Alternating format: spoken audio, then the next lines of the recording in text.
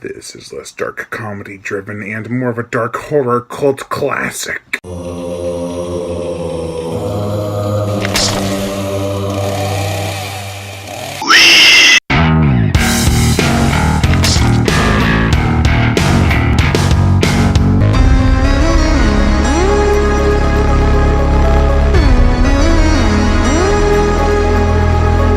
Castle Freak.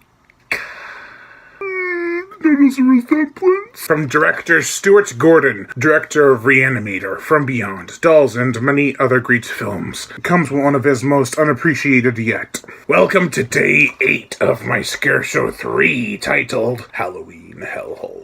Let us begin. The plot. A family trio consisting of Jeffrey Combs, Barbara Crampton, and their blind character child inherit a castle in Italy. No matter how nice some of this stuff may seem, there is still that secret that the previous owner kept locked in the basement. The mutant, the disformed, the dysfunctional, the freak. This movie is a major departure from what Stuart Gordon is known for when it comes to horror comedies, such as Reanimator and From Beyond. This definitely came into its own with storytelling. It's a dark drama for both sides of its characters. You have the protagonists whom are dealing with loss and struggle, and you have the antagonist who can be considered a Frankenstein-like character. You can feel just as much sympathy as you can fear for him. It's a deeply character-driven story that can be pulled off brilliantly, if correctly. Does Castle Freak pull it off? Well, there are some pacing issues during the first hour, but the last 13 minutes are intense and haunting. The character of John Riley, played by Jeffrey Combs,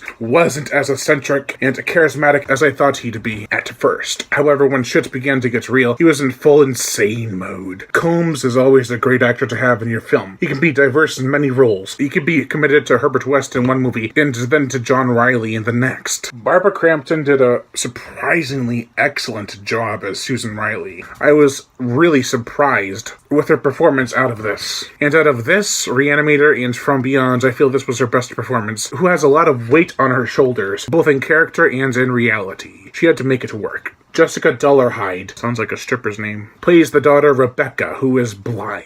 She does an okay job, and she acts like any teenage daughter who sees, or in this case hears, something horrifying around her. This is Dollarhide's last role. Apparently she was going to college a little while after this movie came out. Maybe she sought after something other than acting. Who knows? There are some other characters I want to mention. There is the Rileys' lawyer, Giannotti, played by Massimo Saccarelli, whom is considered to be a blackmailing man who does what he can to get his way. His sister, Agnes, played by Elizabeth Caza, is also important to the plot, but she's only there to cause conflict when something happens to her. There is also a stripper/mother, but the person I really want to talk about is Forti, played by Luca Zangarita, because the stripper's child is his. It makes for some really good conflict when shit goes down. And probably not in the way you're thinking. The gore, the effects, we get ghastly bites and chewing, severed limbs, and brutal violence. It's not too graphic until the latter half of the movie, though.